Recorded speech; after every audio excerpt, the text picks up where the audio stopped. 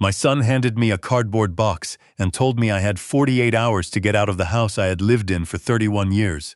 Not his house. Mine. Well, technically, it had been in both our names for the past 2 years. That was my mistake.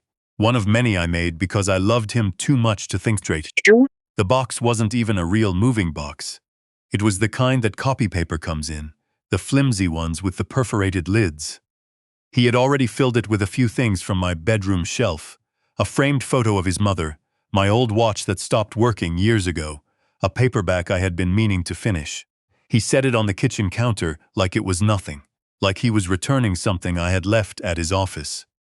"Dad," he said, not even looking at me, "Renata and I have already talked to the real estate agent. The listing goes live Friday. It's better if you're not here for the showings." I stood there in my own kitchen, the one where I had taught him to make scrambled eggs when he was 7 years old, and I felt something shift inside my chest. Not anger, not yet, just a kind of hollow disbelief, the same feeling you get when you step off a curb you didn't know was there. His name is Colton. He's 34 years old, and he is the reason I am telling you this story today.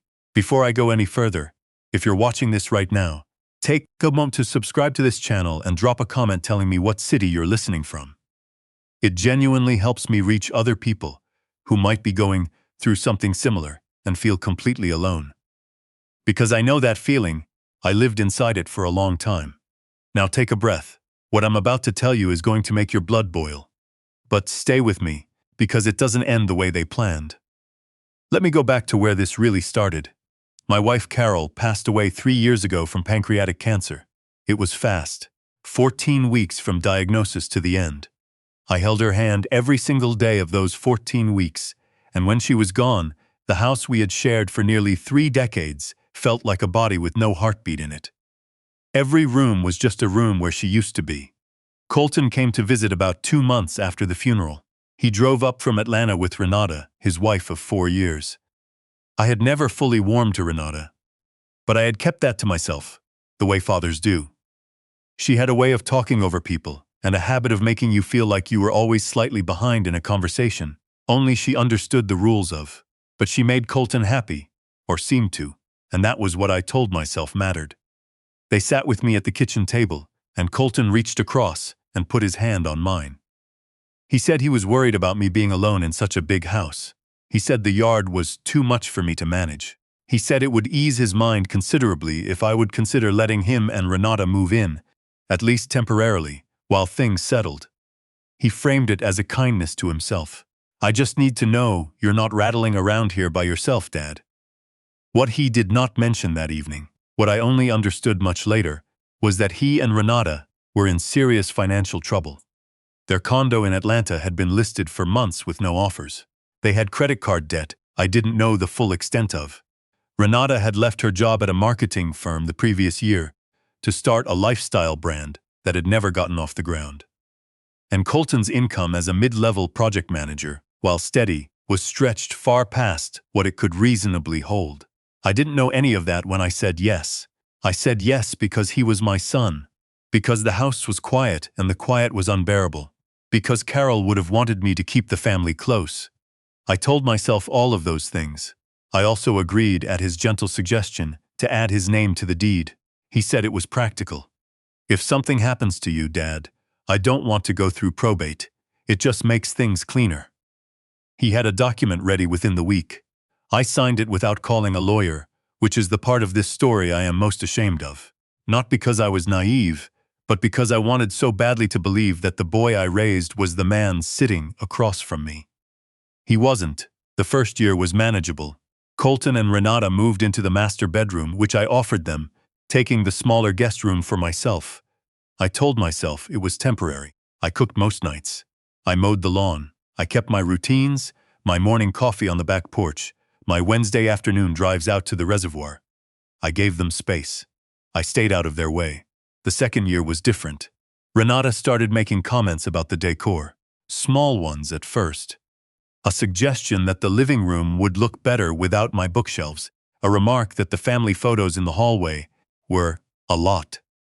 Then she rearranged the kitchen while I was at a doctor's appointment and didn't mention it until I spent 20 minutes looking for a pot that had been moved to a cabinet I never opened. When I brought it up, she smiled and said she was just trying to help. Colton said nothing. My Wednesday drives started feeling less like a choice and more like a retreat. The back porch, where I had always had my morning coffee, became uncomfortable when Renata began working at the kitchen table with the door open, and a tone that made me feel like my presence was an interruption. I started taking my coffee in my room. By the third year, I had retreated into roughly 300 square feet of a house I had owned for 3 decades. Then the box appeared on the counter. 48 hours, Colton said. He had found a buyer who wanted a quick close. He and Renata were planning to take the equity and purchase a property in Scottsdale. They had already been out there twice to look. There was nothing in what he said about where I would go. There was no offer of help, no suggestion of a plan. The box of my belongings sat on the counter like punctuation at the end of a sentence he considered already finished. "Where am I supposed to go?" I asked. Colton looked at Renata. Renata looked at her phone. "There's a nice senior living community about 20 minutes from here," he said. "We looked into it. They have studios available." He had looked into it. He had already looked into it. He just hadn't mentioned it to me until the moment he handed me a copy paper box and told me I had 2 days. I picked up the box. I walked to my room, and I sat on the edge of the bed that used to be in the guest room of my own house, and I stared at the photograph of Carol on the shelf, and I thought about what she would have said. She would have said, "Lyle, put the box down and think." So I did. I set the box on the floor. I opened the nightstand drawer where I kept a small leather notebook. I had been a financial examiner for the federal government for 32 years before I retired. I worked in the division that audited credit unions and community banks across the Southeast. I was not a dramatic man. I was not a vengeful man, but I was a patient one, and I knew how to follow a paper trail. I started writing down everything I could remember: dates, amounts, conversations, the sequence of events from the moment I added Colton's name to the deed. By the time I got to the 3rd page, I realized something was wrong that went beyond a son being ungrateful. The timeline wasn't adding up. The buyer Colton mentioned, this quick close, all-cash offer, had apparently appeared within days of a conversation he'd had with Renata's brother, a man named Troy, who worked in real estate investment. The timing was too clean. I had overheard a phone call 3 weeks earlier, one I wasn't meant to hear, where Colton had mentioned a number that was roughly $40,000, less than what the house was actually worth in the current market. He'd said something about making it work and getting clear of all of it. Getting clear of all of it. I wrote that phrase down and underlined it twice.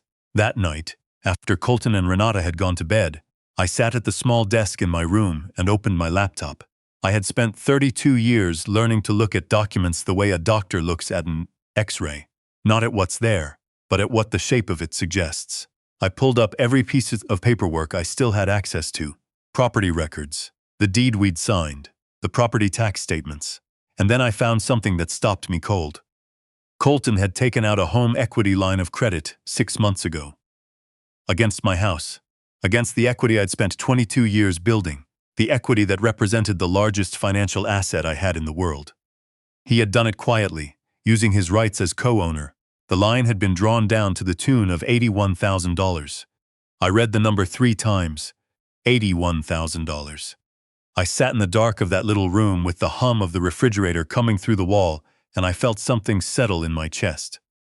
Not rage. Rage is hot and fast. This was colder and slower. This was the specific clarity I used to feel in the middle of a complex audit, when a number that shouldn't be there finally revealed itself. I reached for the notebook. I kept writing.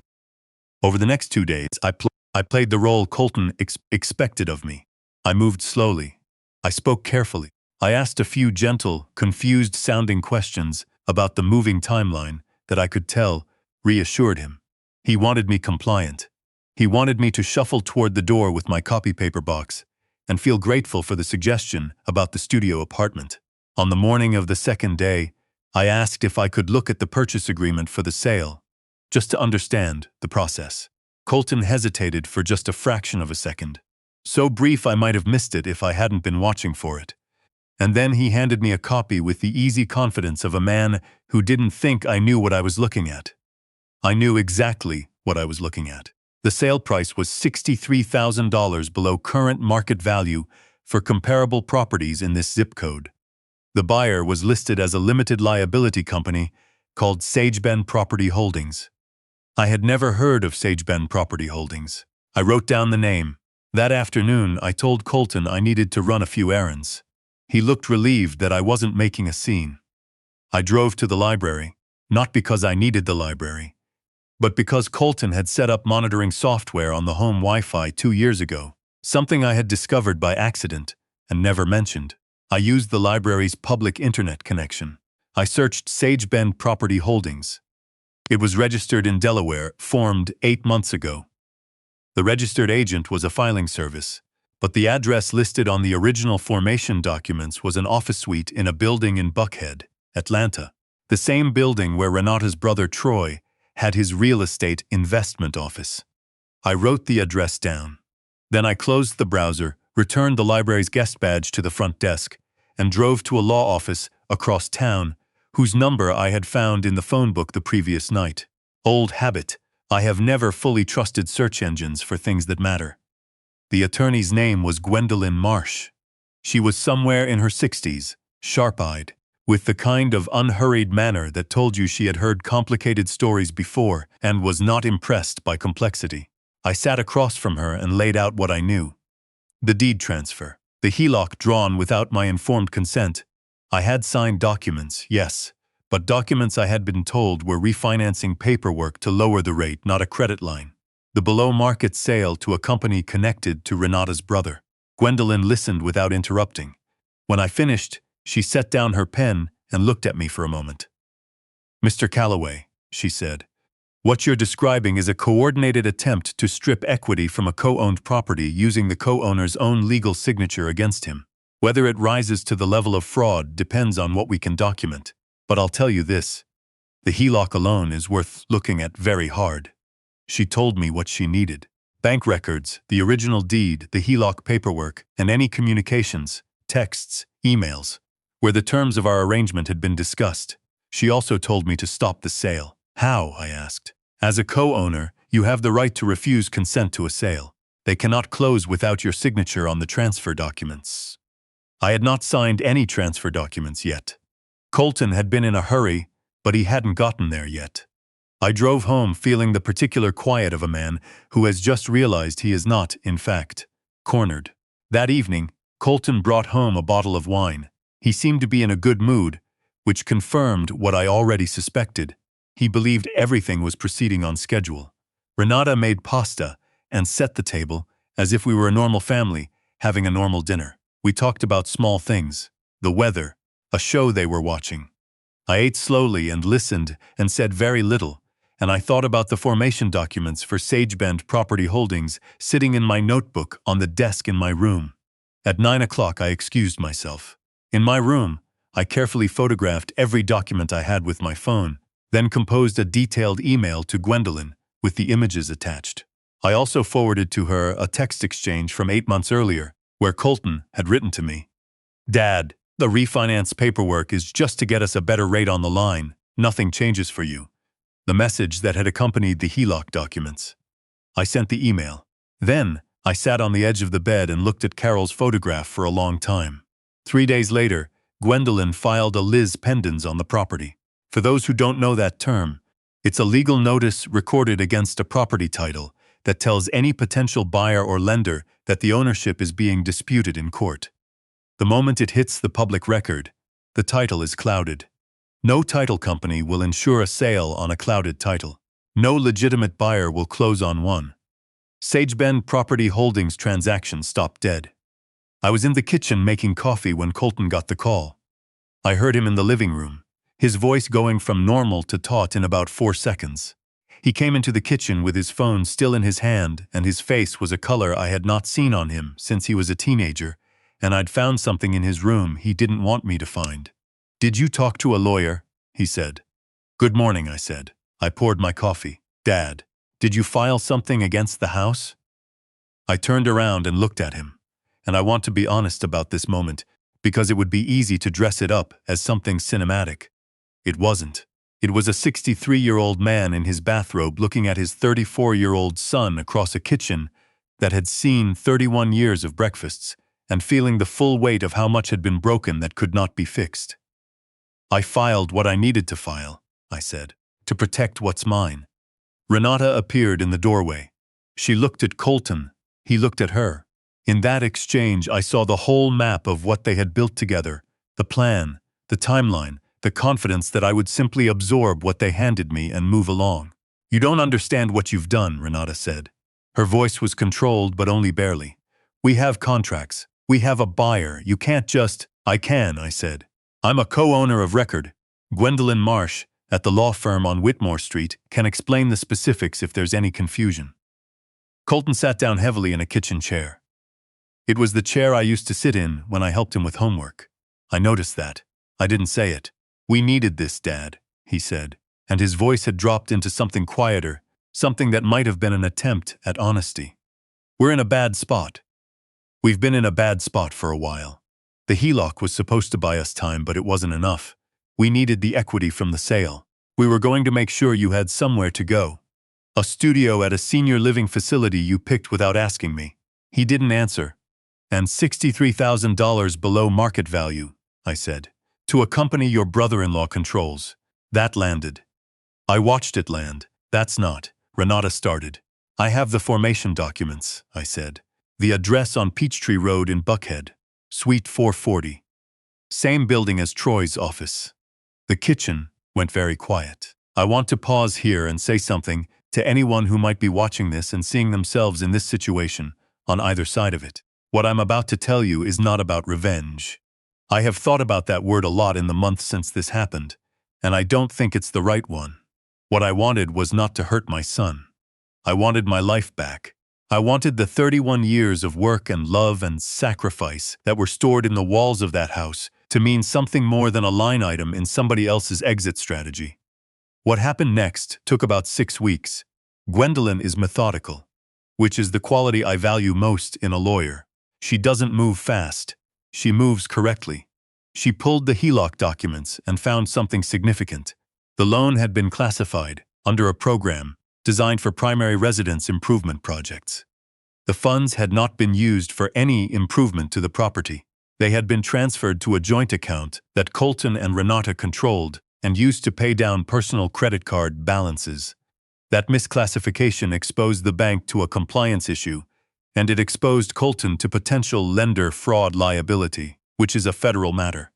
She also established, through the text message chain and other communications, that I had been told the HELOC documents were refinancing paperwork.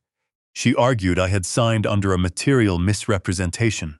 The below-market sale to Sagebend was a separate thread. Gwendolyn brought in a forensic accountant named Howard, who spent 3 days going through the corporate filings. Troy's fingerprints were not immediately visible. He had been careful. But Howard found a consulting agreement between Sagebend and a sole proprietorship that traced back to a business address linked to Renata. The implication was that the below-market purchase would generate a profit on resale that Renata would share in through the consulting arrangement. Howard put it in a report with exhibits. The bank, when presented with the compliance issue, moved quickly. Institutions do not like federal exposure. They agreed to work with Gwendolyn on unwinding the HELOC in exchange for not escalating the misclassification finding to regulators. Colton would owe the $81,000 back under a structured agreement, on terms that were considerably less favorable to him than the original line had been. The Sagebend deal collapsed entirely when their financing fell through upon title review. As Gwendolyn had predicted, no title insurer would touch a Liz Pendon's property. Troy found another buyer by the time it was sorted out, but by then I had exercised my co-ownership rights to refuse consent to any sale at under market value. Under North Carolina partition law, Gwendolyn filed for a forced partition, which meant the property would either be sold at full market value with both owners' consent or put to a court-supervised sale at assessed value. Neither outcome worked in Colton's favor the way the original plan had. We eventually reached a settlement. Colton agreed to deed his half of the property back to me in exchange for my agreement not to pursue the lender fraud matter and not to name him in any complaint to the state real estate board, related to the Sagebend transaction. He and Renata moved out on a Sunday afternoon in March. I stood on the back porch and drank my coffee and watched them load the truck. Renata did not look at me. Colton looked at me once, when he was carrying a lamp out to the driveway, and I could not entirely read what was in his face. It wasn't just anger. There was something else there. Something that might have been, on a different day, in a different life, closer to shame. I did not say anything. I let him carry the lamp. The following weeks were strange in the way that recoveries often are. The house was mine again, and I walked through it room by room the first evening, just walking, touching door frames, standing in the kitchen, sitting in the chair by the window where Carol used to read. I moved my things back into the master bedroom. I put Carol's photograph on the dresser where it used to be. I rehung the family photos in the hallway that Renata had suggested were a lot. They were not a lot. They were my family. They were the record of a life I had built with someone I loved, and they belonged on those walls. I want to tell you about something that happened about a month after Colton left, because I think it matters. He called me on a Tuesday night. I almost didn't answer. I sat there looking at his name on the screen through 3 rings, and then I picked up, because I am 63 years old, and I have learned that the things you refuse to do out of pride have a way of becoming regrets. He didn't apologize directly. Colton has never been someone who apologies come easily to. I know where that comes from, and I have made peace with my share of the blame for it. But he said something that surprised me. He said, "I knew it wasn't right, Dad. I knew it the whole time. I just kept telling myself we'd make it right later." I said, "Later is a story people tell themselves when they don't want to deal with right now." He was quiet for a moment. Then he said, "I know. We didn't fix anything that night. I don't know if it will ever be fully fixed. But I didn't hang up angry, and I think that's something. Renata and he are still together as far as I know." The consulting arrangement with Troy was apparently just awkward enough that it didn't survive the scrutiny. I don't follow any of that closely. It's not my ledger to audit anymore. What I do know is this. I wake up in my own house. I make my coffee on my own back porch. On Wednesdays, I drive out to the reservoir, the same drive I have taken for years, and I sit for a while and watch the water and think about Carol, and think about what comes next. I am 63 years old. I am not finished. There is something people don't tell you about being taken advantage of by someone you love. They warn you about the anger. And the anger is real. But the thing that takes longest to process is the grief. Not for what they did to you, but for who you believed they were. I had a version of my son in my head that I carried for 34 years, built from 10,000 small moments, first days of school and skinned knees and late-night conversations in this kitchen. Letting go of that version is its own kind of loss, separate from anything Gwendolyn filed in court. I'm still working on that part. But I will tell you what I told myself. On the morning I first walked into Gwendolyn's office, before I said a single word, when I was sitting in her waiting room holding my notebook, a man who knows the value of what he built does not hand it over quietly to someone who never understood it to begin with. I did not hand it over quietly. And if you are sitting somewhere right now, watching this in the dark, because something about what I said sounds familiar, I want you to know that quiet is not the same as weak, and patience is not the same as surrender. What you signed, know what you're worth. And if someone hands you a box and tells you your time is up, put the box down. Then start writing. Thank you for listening. If this story reached you, please subscribe to Gentle Dad Stories and tell me in the comments what city you're watching from. It matters more than you know. Take care of yourselves, and I'll see you next time.